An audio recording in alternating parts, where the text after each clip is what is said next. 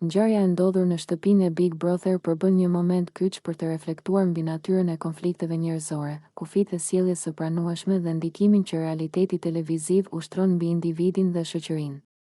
Përplasja mes Albës dhe një banori tjetër, e shoqëruar me ofendime të rënda dhe dhunë fizike, nuk ishte një incident i izoluar, por kulmi i një tensioni të grumbulluar në kohë. Ky shpërthim nxori në pa se sa e brisht mund të jetë vetë kontrolli i njeriut kur ai vihet në presion të vazhdueshëm emocional dhe psikologjik në një ambient të mbyllur si shtëpia e Big Brother, ku privatësia mungon dhe çdo veprim vëzhgohet nga kamerat dhe publiku. Banorët përballen çdo ditë me sfida të mëdha emocionale. Konkurrenca, dëshira për vëmendje, frika e eliminimit dhe përplasjet e personaliteteve krijojnë një terren të favorshëm për konflikte. Alba, duke kaluar çdo limit të arsyes dhe etikës, e shndërroi një debat verbal në një akt dhune, duke treguar se presioni i lojës mund të çojë në humbjen e kontrollit dhe në veprime të papranueshme. Momentet që pasuan ishin po aq domethënëse sa vetë akti i dhunës. Banorët e tjerë, të tronditur nga situata, u përfshin menjëherë për të ndarë palët, duke u përballur me frikë, kaos dhe pasiguri. Shtëpia u mbush me zëra të ngritur, tensione të forta dhe emocione të papërmbajtura. Ajo që duhej të ishte një hapësirë bashkëjetese dhe loje u shndërrua në një arenë konfliktesh, ku qetësia dhe respekti u zëvendësuan nga agresiviteti dhe kaosi. Ky episod nuk duhet parë thjesht si një ngjarje televizive për konsum të shpejtë, por si një pasqyrë e problemeve më të thella shoqërore.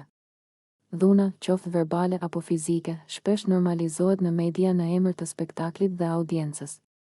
Kur këto sjellje transmetohen pa reflektim të thellë, rrezikojnë të përcjellin mesazhe të gabuara, duke krijuar idenë se agresiviteti është një mënyrë e pranueshme për të shprehur pakënaqësinë apo për të fituar vëmendje. Nga ana tjetër, përgjegjësia nuk bie vetëm mbi individin.